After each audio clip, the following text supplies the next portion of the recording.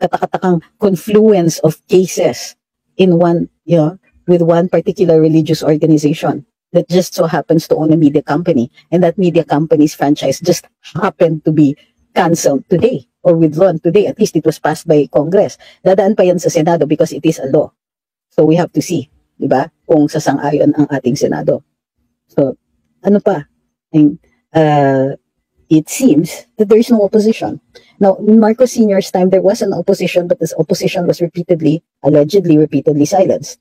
In this case, what little opposition there is repeatedly being silenced.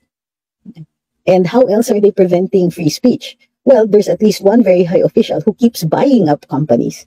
And one of those companies, it seems, he's buying, one kind of those companies he's buying are media companies. Hindi naman siguro coincidence yan, ano? So, in both instances, in Marcos Sr. and Marcos Jr., they are trying to control public opinion and trying to diminish the amount of negative publicity, trying to diminish the amount of criticism. Bakit? Kasi malaking kasalanan yung gagawin nila. They are going to make very unpopular decisions that are not good for the country. So, in Ferdinand Sr.'s case, he extended his term. So, Ferdinand Jr. is trying to do the same thing, but in order to succeed, he has to suppress free speech. Magandang gabi sa inyong lahat. Ako po si Trixie Cruz Angeles. Ito ang Luminous.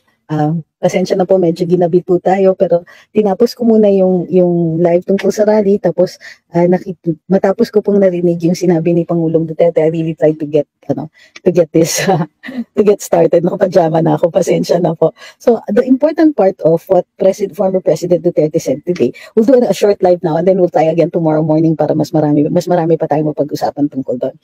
So, ang nakikita po natin is yung pinopropose, yung information niya about what is proposed about the charter change ay ito. Mostly, ayan. Para medyo may ilaw naman tayo. Ayan. Mostly ang pinopropose tungkol dito sa sa charter change ay number 1, yung papalitan into parliamentary. Okay, may magsasabi dyan na hindi, ang pinopropose ay yung economic provisions lang. Sinabi ng Pangulong Duterte is that once pakialaman yung saligang batas, anything goes na. Maaari nang buksan yan completely, hindi lang po economic provisions. Kasi at first they tried PI, sa PI they wanted to remove the Senate para nang sa gayon tuloy-tuloy yung House proposals nang walang debate na sa Senado. Usually medyo malalalim compared to the House ang debate doon sa Senado as compared to the debates that go on in Congress. Usually kasi ang Kongreso kung ano yung kagustuhan ng speaker ay yun po ang nasusunod at yun po ang nangyayari na ipapasa yung mga kagustuhan ng House Speaker. Pero ang sinasabi ni Pangulong Duterte, so they tried to do PI to eliminate the Senate, and their intention was bubuksan ang pagbabago sa saligang batas with the intention na pahabain or patagalin sa pwesto ang ilang mga opisyales. And we're not just talking about the President or the House Speaker or anything like that. It includes the mayors, the congressmen, etc. na pinangakuan nila na tutuloy-tuloy ang kanilang mga termino habang binabago ang saligang batas. May impormasyon na po tayo tungkol dyan at even all the way down to the barangay heads, sinasabi po nila yan. Sinasabi nila na pati daw yung mga nasa barangay ay hindi muna sila papalitan habang binabago ang saligang batas. So basically, ang mga naririnig natin na pinopropose ay no-el. Okay? Either no elections or tigil mo na yung elections, what they're going to have is a plebiscite. Okay? So, yun. Ngayon, ang sinasabi ni Pangulo, okay, ang PI, medyo na-shelve yan sandali, but wag po tayong malilingat kasi posibleng ituloy pa rin nila yan. Number 2, Constituent Assembly. So, ito, na-propose na nga nila yung charter change, na-propose nila yung sa economic provisions, but they're not going to stop at charter change because once mapasa yung resolution of both houses, number 7, bubuksan nila yung Constituent Assembly. Hindi kasi nila pwede palitan ang saligang batas by resolution. Nakalagay doon sa ating Constitution, there are 3 ways of amending the Constitution or changing the Constitution itself. Number 1 is People's Initiative. Pero doon, amendments only and not revisions. Number 2, Constituent Assembly, which means yung Kongreso at yung Senado will sit as the assembly that will constitute itself into the assembly that will change the constitution. And then the normal one, which is a constitutional convention. Okay? So, pag sabi ni Pangulong Duterte, kapag nag-constituent assembly yan, kahit sinasabi nila tungkol sa RBH 7 lang yan, bubuksan na nila yan. Anything goes and anything will go. So, ano yung sinasabi ni Pangulong Duterte na probable changes? He's saying, number one, is they want to make it a parliamentary form, pero Republican. Pang-parliamentary Republican. So sabi ko, what is that? Well, sabi niya, ganito. So, parliamentary unicameral. So, kung matuloy pa rin, hindi magbabago, it's still the same congressman, pero congressmen and senators, they will form a single body. Gaya ng gusto ng Kongreso na yung votes ay 1:1, di ba? 1 vote per senator, 1 vote per congressman. So, magiging isang body na lang yan. At sino yung mamumuno? Aba, natural. Sino ba yung nagtutulak nito? Di ba? Sino yung napakasigasig na magtulak nito? Taran, alam na natin kung sino yon. So, okay. Parliamentary unicameral. So, ang Pangulo dyan ay yung Prime Minister. He's the head of government. The President, if there still will be a President, will be the head of state. Pero ang sabi ni Pangulong Duterte, as far as he hears, is that yung Pangulo, siya po ang magiging Prime Minister. Ngayon, bakit Republican? Parliamentary Republican or Presidential Republican. Ganito po yan. Para mapili yung presidente, magkakaroon ng eleksyon. Pero itutulad nila ng kagaya ng sa US, where the actual voting of the president will be done by electoral college. Ano yung electoral college? So let's say sa isang state, i-determine nila kung sinong partido yung mananalo. So, is it the Republicans or the Democrats? Or the independent? Pagka ang nanalo ay Republican, yung boto nun will be the vote of the 2 representatives to the electoral college of that state. For example lang let's say Minnesota. Doon kasi ako nag-aral. Let's say in the state of Minnesota. Example lang ito Minnesota is normally a Democrat state. So let's say nanalo yung Democrats. And there are 2 seats for representatives in Minnesota that sit in the electoral college. Yung boto ng dalawang representante na yon will be for the Democrats. So all of these representatives from the various states will cast their votes in favor of whether it's the Democrat or the president. So, katulad ng nangyari dati, it is possible na you will win the popular vote. Meaning, if of the entire population, let's say, ang majority na bumoto dyan will be for candidate X. Pero sa electoral college, kahit ang laki ng lamang ng number of votes sa isang state, you will still only have 2 votes for the electoral college in that state. So, hindi nagka-count yung dami ng boto ng taong bayan, pero magka-count yung dami ng boto dun sa electoral college. So, yun po yung sinasabi ng ating Pangulo na pinaplanong pagbabago sa saligang batas ng mga taong nakaupo ngayon. Base ito sa impormasyon na nakuha niya. So, he also pointed out a historical fact. Ito si Pangulong Marcos ngayon, noong una sabi niya walang mapagbabago yan. Pero now, suddenly, tinutulak na rin niya ang pagbabago and to tamper, in President Duterte's words, to tamper with the Constitution. Sabi niya, ano bang meron ng mga Marcos? At gusto nila na baguhin ang mga saligang batas. So in 1971, 72, nagkaroon ng Constitutional Convention. Now remember, para dun sa madalas manood ng mga live dito, you remember that I talked about President Ferdinand Marcos Sr.'s 2 terms. He was elected in 1964 or 65 for 4 years, and then for another 4 years in 1968 and 1969. His term was going to expire. So, if in 1969, 70, 71, 72, 73, he was supposed to step down either 1972 or 1973. So, in order to prevent from having to step down and to increase his term in office, pinabago niya yung saligang batas. And of course, merong mga merong mga, how do you call this? Meron ng karga, yung mga yan. And in fact, hindi pa natatapos ang Constitutional Convention, may ilang mga delegates na mga naaresto dyan. They were arrested because pretty soon martial law was declared in 1972. And instead of finishing it, so yung bagong saligang batas, yung saligang batas of 1973 was actually voted upon under martial law. Now, how did they vote? In 1973, to ratify the Constitution, imbis na mag-cast ng mga ballots, inipon daw yung mga tao sa iba't pang barangay at tinanong, sang-ayon ba kayo sa saligang batas na to na bago, papalitan ba natin?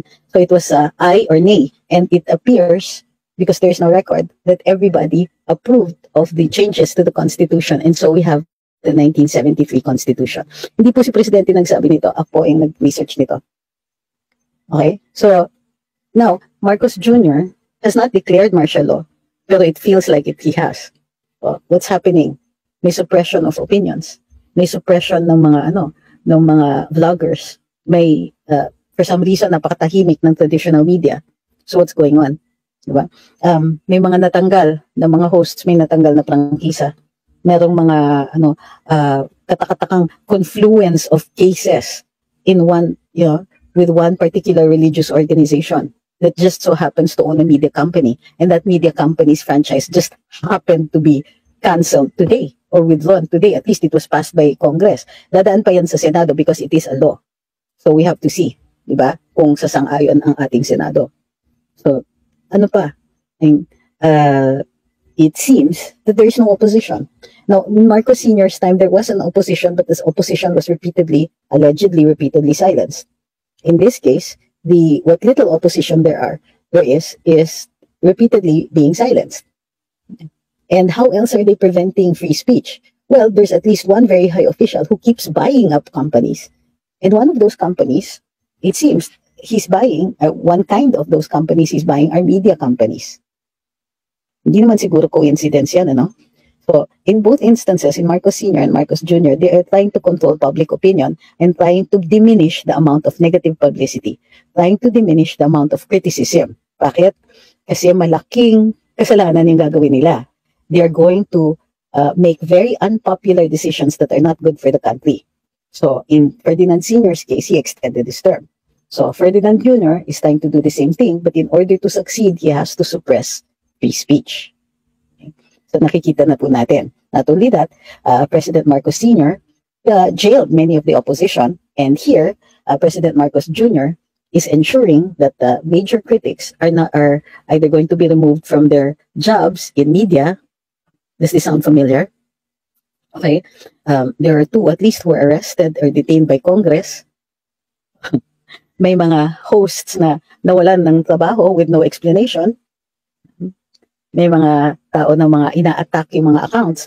They're hiring people to attack, personal attacks, make personal attacks, create fictitious gossip about some officials who are very popular. So, yun na. So, in both cases, Ferdinand Sr. and Ferdinand Jr., nakikita po natin na mayroong suppression of free speech. They have different ways of doing it. And there is the oppression of critics, of dissent, and there's an intention to extend terms using the Constitution. Sabi ni Aesthetic Post, bakit hindi ito napag-usapan during his campaign? Which particular ito do you mean? You have to be specific with your question. Bakit hindi po ito? Ang dami ko na pong sinabi. So ano yung ito na sinasabi ninyo? Facebook user also points out that naging downfall ni PBM ang First Lady, nakakainis at nakakasad. Well, there was talk even before that the First Lady Imelda was also one of the reasons for the unpopularity of President Ferdinand Marcos Sr. Okay. Guys, realistic naman yung mga tanong ninyo. May nagtatanong, wala bang magagawa si Senator Amy dyan? What makes you think Senator Amy is in a position to do anything about it? She has done her part. Nagpa-Senate investigation siya. Siya na nga mismo yung naghahayag kung anong ginagawa ng kanyang pinsan. What else do you want her to do? What do you want her to do? In fact, what do you want her to do that should be within the bounds of reality? Sabi ni Che, it seems the betrayal is embedded in the Marcos DNA. Maybe.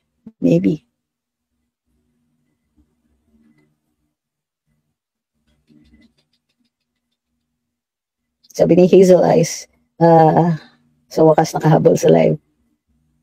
Sabi ni Bicolanang Makulit, ang OA ng mga pinklawan vloggers nagpapakalat ng fake news, papalitan na daw ni Inday sa pagka-presidente si Marcos Jr. Nakakaloka. They say that like it's a bad thing. Sabi ni Michael Lemuta, naiyak ako, sabi pa rin ni Tatay Digong na huminahon kayo, di siya nag-uudyok ng gulo.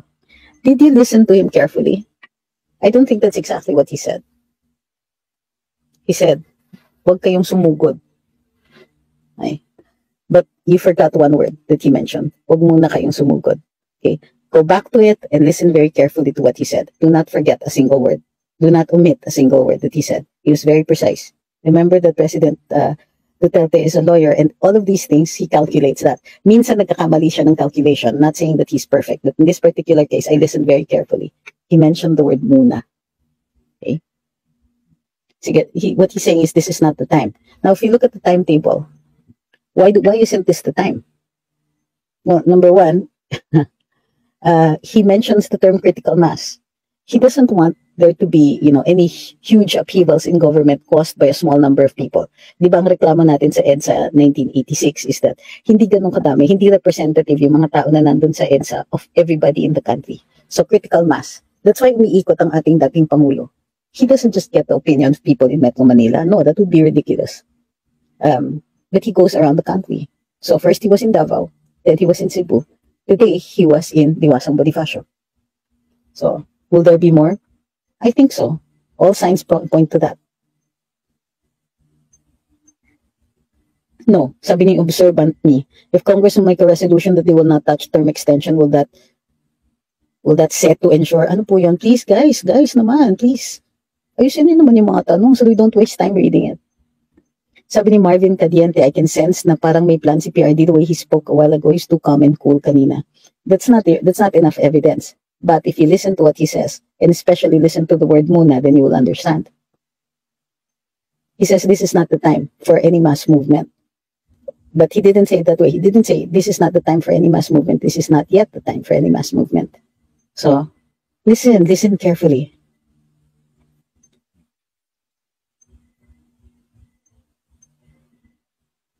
Sabi ni Anita Aquino, subukan lang ni BBM mag-declare ng martial law, baka di siya umabot ng kinabukasan kasi iba na ngayon ang panahon. Maybe. Maybe he doesn't intend to declare it but to impose it na lang without our knowing it. Okay, and this one is ridiculous. Jesse Gutierrez says, you said BBM is suppressing free speech. What are you doing? Is your free speech suppressed? Ironic.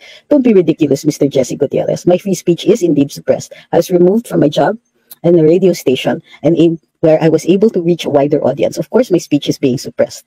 What are you, ridiculous? Huh?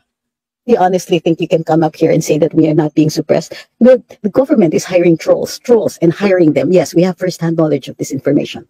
Hiring trolls to bash us daily, on a daily basis. They get money from government. That is also a suppression of free speech. When the intention of government is to try to stop us from speaking by hiring people to bash us so that we will be prevented from speaking. So, what are you saying? What are you doing? What are you doing, Mr. Jesse Gutierrez? Trying to look blind.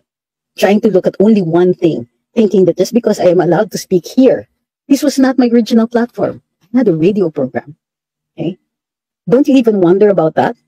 The only reason that I'm not speaking out heavily against it is because I am afraid that that radio station might itself lose its franchise.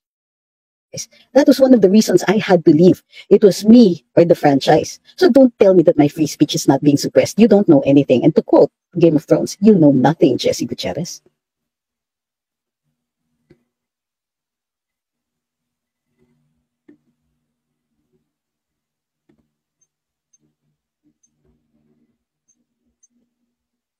Sabi ni Sani, sobrang nakakagalit na itong administrasyon na to, sobrang kapal ng mukha ni Presidente at ni Martin.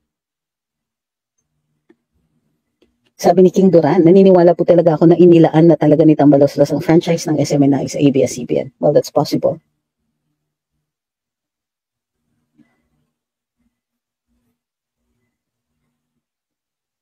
Sabi ni Ma'am Virginia Buter, love watching you in the prayer rally. Would you do it again? Sabi continuous pa din kahit tapos ng 7 days.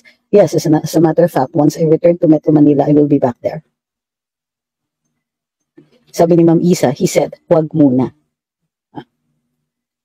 Sabi ni Kimchi Sushi, dapat sa tingin ko, attorney, kausapin na ni Sen Ivy one-on-one na si BBM bilang ate. Nakakahiya pinaggagawa niya kasi kapamilya niya pa rin bilang ate sana. What makes you think nakakalapit pa siya sa kanyang kapatid? Sabi ni Holo, Datu, PI na talaga. Now, gusto ko na sana ayaw mag-involve sa politika pero nakakagigil na naman. Latest na di ko masikmura yung NFA nagbenta ng bigas na palugi. paldo-paldo ang kinita nila samantalang kami mga mahihirap nagtitiis bumili ng mahal. Opo, well, hindi lang po yun. Nung nalaman ng kalihim ng agrikultura na ganito po, na may na inakusahan ng isang kawani ng Department of Agriculture, ng NFA, yung pinakamataas na opisyales ng NFA, ng pagbebenta ng bigas na bigas NFA, naka-warehouse sa NFA, sa mga pribadong retailers. Alam mo ang ginawa ng DA Secretary? Sabi niya, ay sususpindihin daw niya pareho. Yung dalawa, pati yung nag-akusa na wala namang kinalaman doon, gusto niya pati yun suspindihin. Bakit? Kasi daw bakit niya nilabas yun? So, kamakailan lang ay sinuspindi ng ombudsman yung higit sa 100 na mga empleyado at saka yung pinuno mismo ng NFA. Suspendido po muna sila, preventive suspension for 6 months. Habang tinatapos ng ombudsman ang investigasyon.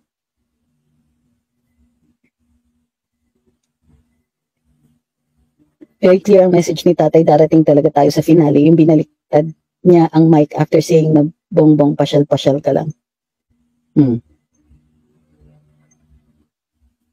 Yan, sabi ni Alejandro Gamab, yes, attorney, I watched Tatay Digong's speech, he mentioned, wag muna. Calculated lahat ng galaw. Sabi ni Custer, nagugulo na ba talaga ang SMNI? Kakaloka, pero natuwa ako sa kanta ng mga nagrarally, ang saad butbot, ang saad butbot, ang tagbainting bugas, walang nisulpot. Sobrang pasok sa pangako ni Bonget. Oy, sinasabi ng mga trolls ko, hindi daw pangako yon, aspiration. Aspiration, pinagsasabi ninyo naman. Guys, sa babanggitin mo sa kampanya, aspiration, kaloka. Aba, kung sinabi niya nung kampanya na aspirational yon, binoto pa ba namin siya? Kahit paano, budol pa rin. Sabi ni Dio dyan, kung teacher ka, terror ka talaga. Joke lang po. Hindi ako terror, ang bait akong professor. Tanong niyo sa mga estudyante ko. Karamihan sa kanila nag-gobyerno. Kasi challenge ko sila. Yun ba? Kasi yung mga estudyante ko, mga atenista, puro mariyayaman, mababait. Ang babait ng mga estudyante ko, di ako nagbibiro. Tapos naantig sila. Nung kinikwento ko na, gusto niyo ng pagbabago, pero andyan lang kayo. Marami sa kanila sumama sa gobyerno para makatulong. Nakakatuwa. Sabi ni Ma'am Marie, one thing na miscalculate ni FPRD ang sitwasyon was yung nagulat siyang hindi kakayanin ng 6 na buwan na pangako niya na malilinis niya ang droga sa bansa dahil sa dami ng involved na tao ng gobyerno. Pero bihira yun, planado na niya yan, pero ayaw niya isubo sa gulo mga mahal niyang Pilipino. Well, don't misread him and don't try to misinterpret him. Ay naku, 1 week. Sabi niya, BBM is backed by the US. He will be empowered if there's any insurrection. Alam niyo ba na si Mar Rojas ay binakapan din ng US nung eleksyon? Ay Mar Rojas, sorry. Leni Robredo, binak din yun ng US. O nanalo ba sila? Nagbago na po yung formula. Hindi na po talaga natin mapapredict yung mga ganyan simply because the US backs it. The US doesn't always win. Nag-fail na rin po sila. Tandaan niyo, walang binigay yung US sa atin Kung meron man binigay sila sa Pangulo, di natin naririnig yun. Pero binigay ng buong buo yung mga bases natin. Hindi tayo binigyan ng kahit ano. Sa trade, wala silang binago. Wala silang tinanggap, hindi nila binago yung quota system natin. Hindi din tayo binigay ng preferred nation status. Wala, zero. Sinabi pa ng kanilang kalihim sa ating DTI secretary, that's not on the table. Tapos, ang usapan. Did we get anything? No. The president is painfully aware of this. But whatever it is that he's asking for, you probably won't even get that. Inindian siya. Okay? Inindian ng US ang ating Pangulo. Tandaan din po yan. Inindian ng US ang ating Pangulo and they can do that again. Sabi ni Sharap, ask ko lang po, what if napasa na nila yung PI na yan na hindi natin namalayan? May magagawa po ba tayo para baguhin yan? Hindi pwedeng hindi natin mamamalayan kasi dadaan pa rin yan sa plebisituhan. Alalaman natin. Pero makokontrol ba natin? Well, titignan natin. Kasi alam mo, sinabi na rin ni Pangulong Duterte, if you are the one in power, kung ano yung gusto mong pagbabago, mapabago niya yan. Mananalo ka, may papasa nila yan. Tagaan niyo sa bato. By hook or by crook? Probably by crook. Crooks, if there's more than one.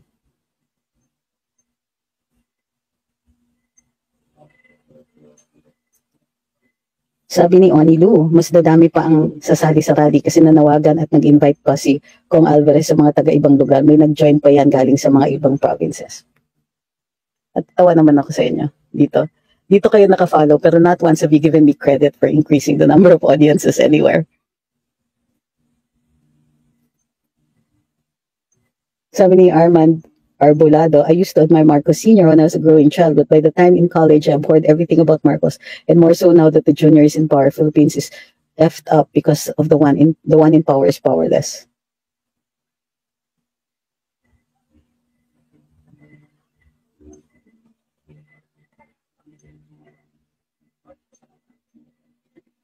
Sabi ni Ma'am Che, my sister in the Philippines told me it's hard to access your FB page, which is why you have to go to my YouTube page. Sometimes it doesn't come up, so I believe you're being suppressed. Yeah, I have two pages. There's a Trixie Cruz Angeles page where I'm broadcasting right now. So if you can't find the Luminous page, then you go to that one. But yes, you're right. I am being suppressed.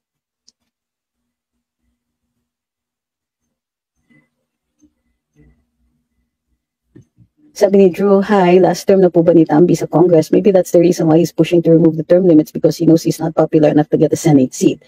Yes, that's true. He also knows that he's not popular enough to run for president in 2028. And without a position to jump off from, it's going to be a problem.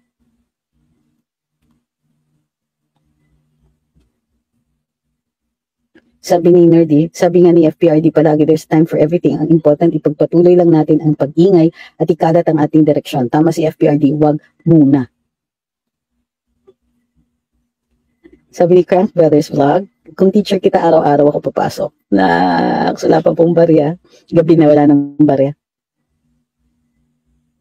Sabi ni Nanay Lita, good evening, inabagan ko live mo kahit madaling araw na dito. Naku, nanay, pasensya na po.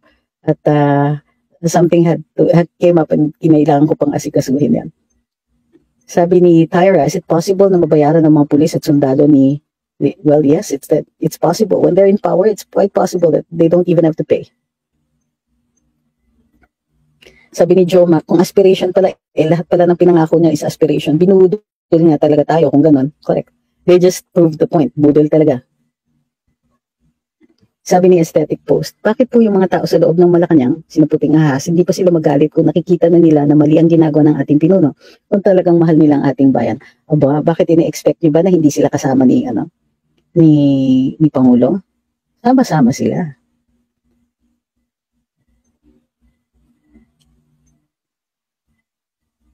Sabi ni Aji Flores, kumusta po kayo ni Atty. Larry Gadon, as we know he's a diehard supporter of the Marcoses? Alam mo, so aming magkakaibigan, walang pakialaman ng mga political positions or kung ano ini-express. So I never always completely agreed with Atty. Larry, and he never always completely agreed with my stand either. But kaya naman namin makipagkaibigan. That's how things are. And don't expect naman people to be angry at each other simply because they've taken different political positions. Mga dilawan po lang po ang naggaganon. Hindi tayo dilaw. Sabi ni Birch, I'm just wondering if you have spoken to your co-host sa Karambola after you've been asked to take a rest. No, I have not. But that doesn't mean we're no longer friends. Ma'am Bicola ng Makulit says, mga kasutil, please don't forget to like, share, follow, and subscribe. Thank you very much, ma'am. Sabi ni Custer, kasama pala ni BBM ngayon dito sa Germany si Tambi. Dati nung election period, natuwa ako ni Bonget. Ngayon nakakabwisit, balik ang droga at patayan. As there last month, nagbakasyon, hindi ko na pinabalik mga Germans na kasama ko kasi daming krimen na naganap. Yung mga kasamahan ko, mga Germans, ang reklamo nila talaga is mahal daw ang Pinas. Totoo po yun. And sadly, even we are finding it very expensive. Eh di ba nga, sabi, the Philippines is losing our own tourists. Yung mga local tourists prefer to go abroad because masulit sa pera. Sabi ni Gaudium et Spes, isn't it, attorney, that if people would vote no to PI in the plebiscite, then it means Chacha would be scrapped. But did you hear what I was saying earlier on? Sinabi ni Pangulong Duterte, when you're the one in power, kung ano yung gusto mong itulak, yun po ang mananalo. And why do you think the president took great pains to choose who would be in the COMELEC? Not saying anything beyond that.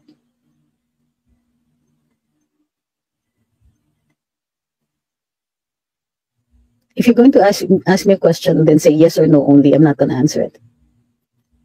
Sabi ni Ma'am Shira, super thankful po sa mga inputs ninyo dahil sa mga natutunan ko sa inyo. Na-convince ko ang ibang mga kamag-anak ko na mag-ingay na rin. Thank you, Ma'am Shira. Bayani ka. na bribes na yung mga generals yun. Sabi ni Maharlika, pumunta ang mga generals sa Malacanang last December, hindi man lang daw hinarang ni BBM ang mga generals kung di sobre ang binigay, sabi ng puting ahas niya sa Malacanang. Possible. But, you know, when the AFP has to move to protect the people as against the state, you don't need the generals anymore. What you need are the fieldmen, the officers who lead people in the field. Dapat yung merong bit-bit na tao. May command. So, if you think the generals automatically have a command, you have another thing. You have that wrong. Sabi ni Teddyson, masulit pa nga daw mag-Vietnam kaysa mag-Boracay. Totoo yun.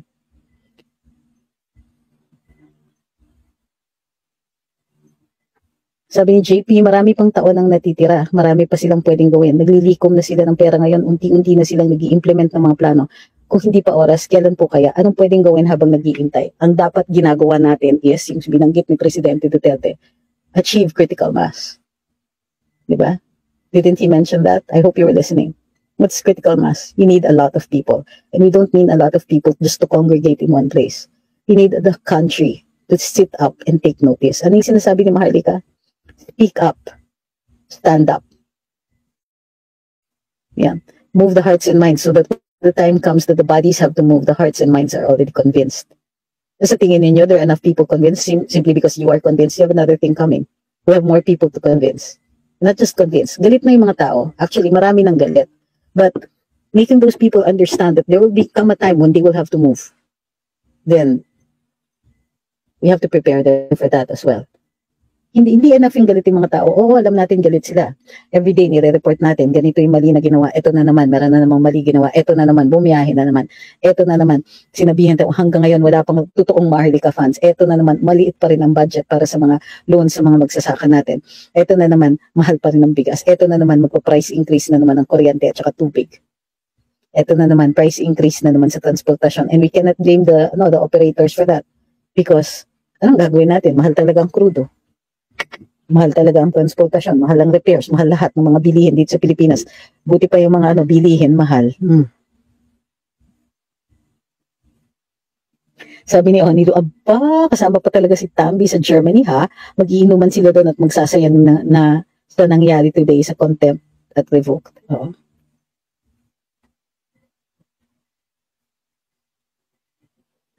Alam mo, Josfer, yung sinasabi mo parating wala tayong magagawa. Kung sinasabi mo yan, edi wala talagang magagawa. Pero, hindi ba, kung hindi tayo gagalaw, sino gagalaw? Kung hindi tayo gagalaw, kung hindi tayo makikinig, kung hindi tayo magsasalita, ay talagang walang magiging pagbabago. Kung ngayon pa lang sinasabi mo, natalo na tayo, edi bakit? Wala nang gagalaw. So what you're doing actually is discouraging people. Right now, what we need is for people to be encouraged, to speak out, be counted. Make sure that they are aware of the issues. Pero yung sinasabi mo, wala tayong magagawa. Ha? Sinabi nga natin dati na walang mananalo dun sa eleksyon, walang mananalo dun sa eleksyon kung saan kung sino yung kandidato, napakaraming pera. Si Mar Rojas dati ang pinakmaraming pera noon.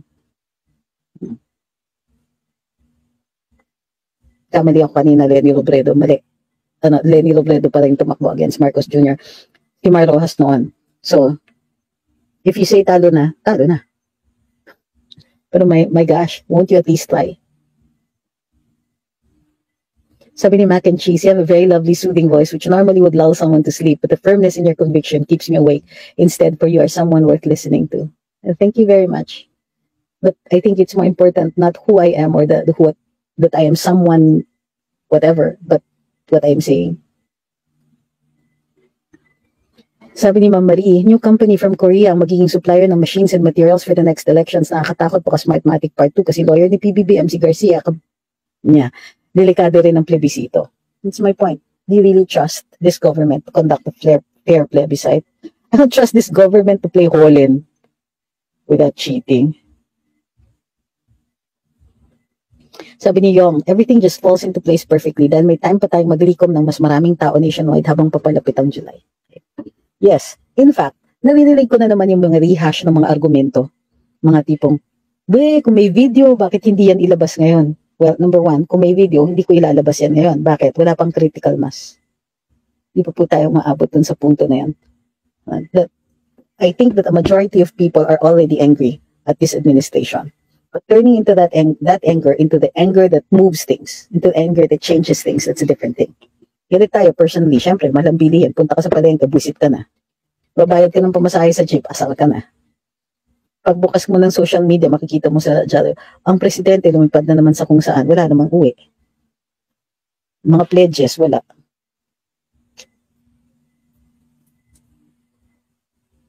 Sabi ni Sena Gutsi, di siguro naapektuhan siya, maraming dala siyang pera kaya hindi nararamdaman ng karamihan kaya sinasabi niya wala nang nagagawa.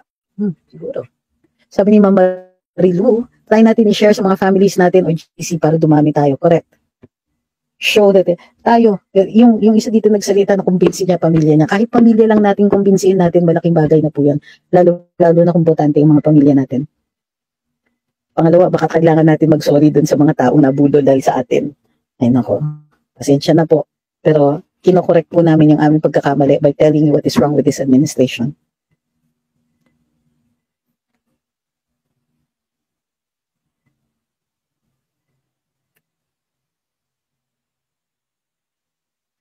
Sabi ni Ma'am Virginia, ask ko lang po, pwede ba gawin yung ginawa natin kay Era para ma-oust si PBBM sa Malacanang? Si Era po ay in-impeach, pero hindi natapos yung kanyang impeachment proceedings kasi nag-resign siya. So, medyo kudeta po yun eh. Na walang gumalaw masyado. Na under the guise of people power.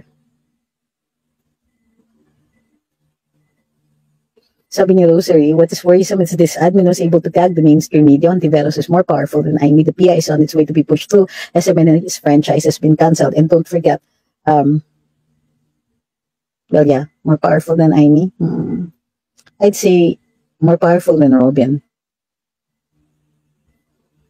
Antonio says, tambak ng pera na ang mga Marcos sa hidden wealth or nakaw na yaman, palang pwede nilang bayaran lahat sa mga Marcos, pwede nilang makorap ng mga tao.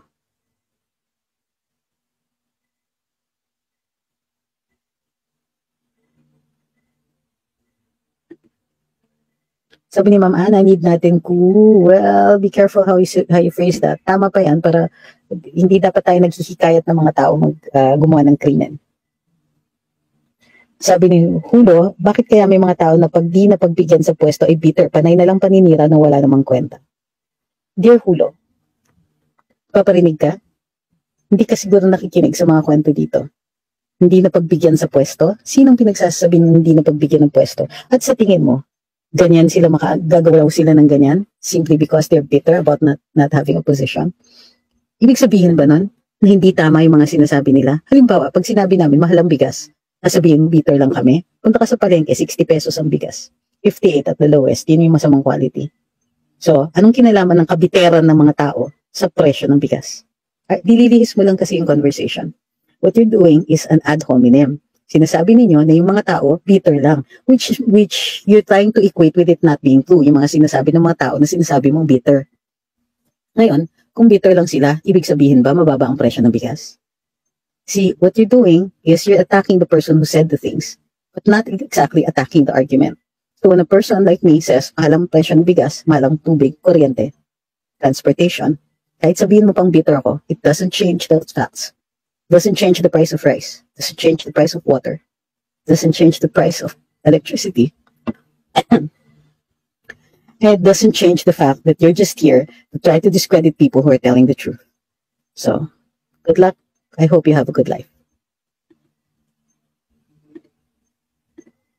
Sabi ni Jantos, there's another post regarding Senator Tulfo's news. Soul name 120 times in a month. I think the term was that a soul better 120 times in 1 month. So, sabi ni Ma'am Filomena, mababankrupt ba ang gobyerno natin kung ganito kakorrupt ang mga opisyal natin? Paano yung taong bayan kung naubos ng kaba ng bayan?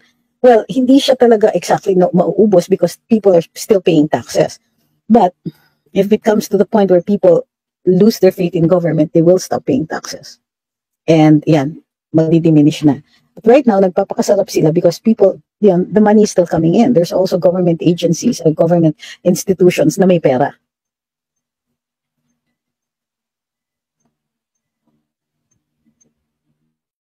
Thank you kay Danila Bunyag. Sabi ni Jorge, nagsisingki na din daw sa kanya yung kabudulan. At medyo may kirot at galit ako nararamdaman. Sana lumipas na agad to, pero grabe kasi tuwing nakikita ko sa newsfeed ko si PBBM, nakakainis na since 2008. Napaikot ako ng The Idiot President. Hashtag no to people's initiative. Hashtag we deserve better. Hashtag hindi mo pera.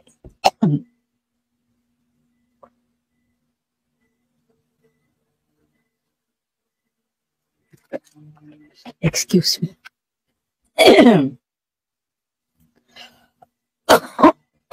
Ayan na naman. Like I said, inuubo pa rin po ako.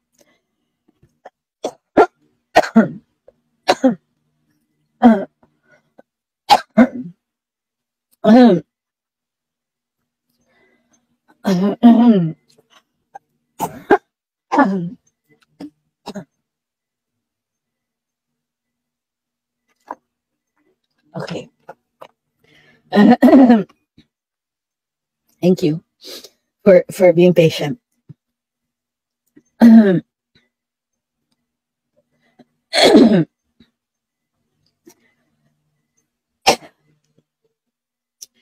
Sabi ni John, excuse me, wait lang. Sabi ni John, if ipasara ng kasalukuyang administrasyon ng TV stations, radio stations, newspaper, and social media, ano po pwede, or dapat lumabas na tayo sa kalye and find out what's going on.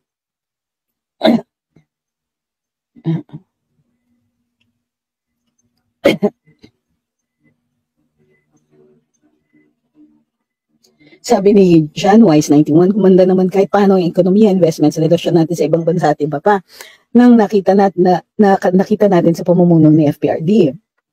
Hindi kinailangan baguhin ng economic provisions. Sila wala pang nagagawa. Thank you kay Ma'am Annie. Yes, ma'am. Few more minutes.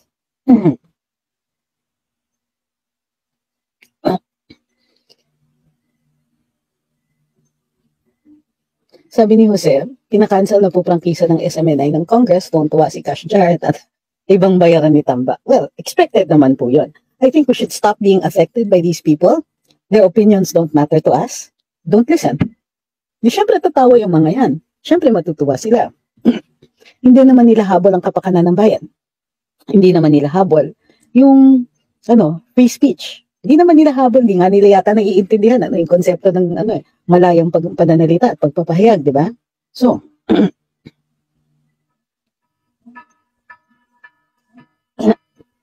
the alarm, last antibiotics.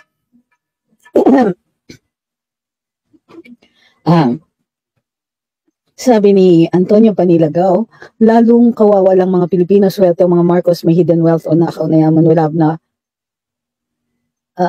nakapaundangan ang nakaw dito, nakaw doon. Sabi ni Facebook user ka, siguro ungrateful sila sa mga sumusuporta dahil totoo yung accusations ni Glenn Chong. Wala silang pinagkautangan na loob at boto kundi ang Smartmatic. Gusto ko na talagang magalit ng todo kay FL. Parang malas sa buhay ang mga diskarte niya. Alam niyo, sa totoo lang, tama yung sinabi ni Presidente Duterte na huwag tayong papayag na may opisyalis, may isang tao na hindi man elected, hindi man appointed, pero nagmamando sa gobyerno. Hindi dapat natin pinapayag yung mga katulad na ganun. Ngayon, ang mali ko dyan is, parang masyadong nakadal yung tao na yan, masyadong protektado. Hindi na dapat pinoprotektahan yan. Tama si Marlica. We have out those people na nagpapagalaw ng gobyerno, pero wala silang real source of power. Wala silang mandato sa eleksyon. Wala din silang mandato sa isang appointment. So ano yun? Pwede ba yun na nag-exercise ka ng power, reflected glory lang, reflected power lang? Dahil malapit ka dun sa halls of power, malapit ka dun sa taong may poder, tapos kung ikaw makamando, akala mo, may power ka din. Hindi dapat natin tinitiis yung ganyan. Presidente Duterte din nagsabi noon in the previous, dun sa Davao. Dito sa Davao, nung unang rally. Sinabi niya talaga na unelected and unappointed. Hindi dapat natin tinitiis yan. You have to derive your power from somewhere. And proximity to position is not a good enough power.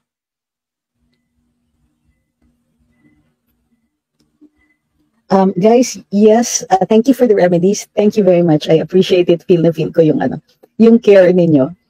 Pero wala po kasi ako sa bahay, so very limited yung capacity ko to make all of those things like honey lemon and all that. I promise, I'll take that soon as I get home.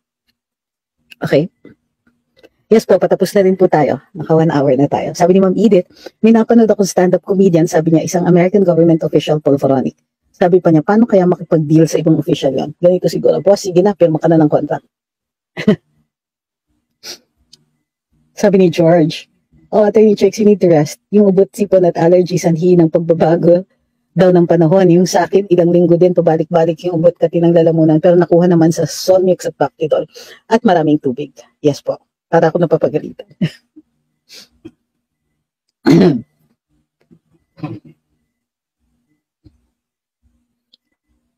Oh my gosh, sabi ni Ma'am Annie, sabi ng dentista ko, ang dami niyang suppliers ng materials ang nagsara. Grabe daw kasi humingi ang customs ngayon. At grabe yung mga lumalabas na kwento din sa customs, and the roads all lead to Malacanang. At nalulungkot ako sa ganon kasi nga, this administration started out so well.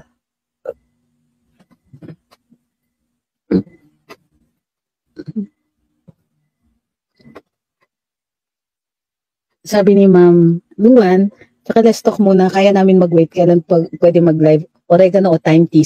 Actually, I had that yesterday. So dry or slight phlegm ka, get well soon. Yes po. So, alam mo kung bakit pinag-usapan din ni Presidente Duterte? Last na po. Kung bakit pinag-usapan ni Presidente Duterte ang unang Pangulong Marcos? Kasi, di ba, naalala niyo yung sinabi ko sa rally. After 1986, sige, nakita natin yung mga mali ng former president. To be fair, President Marcos Sr. instituted great changes into the country. And he did declare martial law to prevent ang dami na kasing NPA nung time na yun. Siyempre, dumami ang NPA kasi dahil sa kanya. Pero dahil ang dami na recruits ng mga NPA noon, he declared martial law to keep the peace. But he also had another thing in mind. It wasn't just to declare martial law so that he could attack the NPA. That was one thing. The other thing was to also ensure that he would have a reason to keep staying. So, martial law became twofold. To address the communist insurgency and also to extend his term. Now, bakit hindi niya napuksa ang communist insurgency nung time na yun? It was an all-out war with them. Bakit? Because he needed them as much as they needed to get him out. As long as the insurgency existed, there's a reason for him to keep being president. Now, fast forward, patapos na ang NPA. Tinatapos na po natin. Maraming salamat sa mga gigiting natin, mga sundalo at mga opisyales ng Armed Forces of the Philippines and ng PNP. Maraming salamat sa kanila kasi malapit na matapos yung communist insurgency. But wait! Bakit pinag-usapan ng peace talks? And bakit? Tila, base dun sa impormasyon ko, itutuloy ito ng ating Pangulong Marcos. Why? Well, as long as there's an insurgency, he can keep the AFP busy. They will be busy with that insurgency and they might not have time to be the protector of the people and of the state. Pag-isipan niyo po yan. So, that's the reason why the House Speaker is in such good terms with the Makabayan bloc. As long as the insurgency exists, an insurgency that they can keep talking to, as long as that group is still out there, he has a reason to keep the military busy and keep them from their other mandate to protect the people. Get it? So, yun po, ha? See another similarity between the first Marcos presidency and the second one. It isn't just the oppression. It isn't just the corruption. It isn't just the term extensions. It's the use of the military to make sure that they're not just, that they're protecting, they're out there, they're fighting insurgencies, plural, but keep them out there. Yung panahon ni Erap, a lot of the military was on his side, but these members of the military were out there. They were in Mindanao. They were fighting, and so when GMA took over, those military officers and men, they knew that the president that they were supposed to protect is not the one that was sitting in Malacanang anymore, and so GMA had to suffer through 3 attempts of military takeovers, diba? Or military movements rather, not takeovers. They never got that far. Still another thing for us to think about.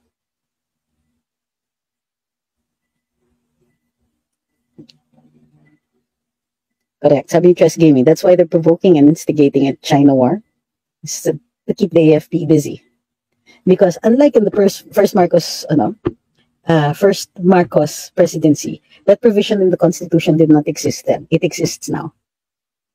Now, given the example in 1986 where the military was the movement, it was the military that protected the people from other, that decided to disobey a president who was dangerously coming close to possibly shooting at civilians, diba? Si General Ver was already advocating to bomb the people in EDSA. Because the soldiers were there, no longer to fight them, no longer to protect the president in Malacanang who was rapidly losing a mandate. They were there to protect the people. So that provision appears in our Constitution now. So, if the insurgency continues, if they get their peace talks, then our military will be busy again. What do you do with the peacetime military? Diba? What do you do with a peacetime military that has all the time in the world to look at the president and look at the people and see if the people need their protection? Sabi ni Kini Law, to keep the AFP busy and to lay down the justification for the US to stay longer inside this country. That's true. Particularly, it appears that he has hired, or there are several government, well, at least 2 that we know of, government consultants who are Americans who are giving, how do you call this? Suggestions on the direction of his government as well as the direction of his communications. Sabi ni Ma'am Yolanda Buna, kunyang mo, si PBBM, what he sees not what he get, palabas lang niya na unless siya at yung babaeng matapang, but wait, I think it's their style to keep both of them afloat. Actually, very good observation, ma'am. Maybe it isn't what it seems, diba? So, we'll leave you with those things to keep in mind. That the intention, according to President Duterte, former President Duterte, ang intention ng PI at nitong economic provisions, hindi po yan totoo. Ang intention ay baguhin ang gobyerno para pakatuloy-tuloy sila sa kanilang pamumuno. May iba pa dapat pinapansin natin. Kasi ganun nga, sinasabi niya na kaya binabago ang saligang batas para tuloy-tuloy ang kanilang pamumuno at baka nga, alam niya naman, may nag-a-ambisyon dyan na maging presidente daw si Sandro. O di sige, kailangan nila ng ganito. At alam ni former President Duterte na ganyan po ang mangyayari dahil yun po ang ehemplo na ibigay ng unang Pangulong Ferdinand Marcos. Pero marami pa silang parallelisms. At makikita po natin yan habang tumatagal sa ngayon. Sabi ni Rosa Claro, why is the foreign media so silent as well? Why are they not covering what's happening? Well, it depends on whose interests they're protecting. And if they're protecting the interests of the United States, it doesn't do well for them to take our side on this. Okay, so maraming salamat sa pagsubaybay dun sa live natin ngayon. Marami tayong pag-iisipan. Pero pagbalik ko po, ay pupunta din po ako sa mga natitirang rally. Kung tuloy-tuloy po, I will show up there. Kahit hindi po ako magsalita, pupunta ako to be counted. So sana yung mga nasa Metro Manila, kita-kita po tayo sa rally. At para dun sa mga hindi naman makakapunta because it's physically impossible for them to do so at saka may trabaho, sana mag-contribute po kayo sa number of live views. Kanina po lumampas 40,000 ang live views. So nakakatuwa po. Nakakatuwa kasi nakikita natin, dumadami tayo. Yun po ang i-ensure natin na dumami pa tayo. Okay, so maraming salamat. Kita-kita po tayo very soon. Kung kakayanin po ng boses, bukas ng umaga mag-live din po tayo ulit. Okay? Na-miss ko kayo. So, yan things to think about. Remember, always, the AFP is the protector of the people and of the state. That means, kung kalaban natin ang Estado o kalaban natin ang gobyerno, ang kailangan protektahan ng AFP ay ang taong bayan. At huwag din po natin kakalimutan, huwag po tayong magpalin lang uli. Itong, charter change nila. Hindi naman para sa atin yan. So, muli, maraming salamat. At pasalamatan nyo in our own way. Thank you, PRD. Diba? Thank you, FPRD. At muli ninyo kaming muli ninyong nabuhay sa puso at damdamin natin yung pagmamahal sa ating bayan. Siya po talaga. Siya po talaga ang gumising yan sa karamihan sa atin. Maraming salamat. Ingat-ingat po lahat. Kayo din ha. Take care of your health. Tulog na rin po tayo. Gabi na. Kailangan po kayo ng bayan. Kasi yung mga pupunta sa rally, aba, baka makamugan kayo, ubuhin na kayo katulad ko. Huwag naman po sana. Ingat ang lahat. And don't forget, spread the word. Kung like, share, follow, and subscribe is all you can do, then please do that. But much better kung personally kausapin ninyo mga kapamilya, mga kaibigan, take every opportunity. Malay nyo, makonvince natin, di ba? Critical mass. Good night.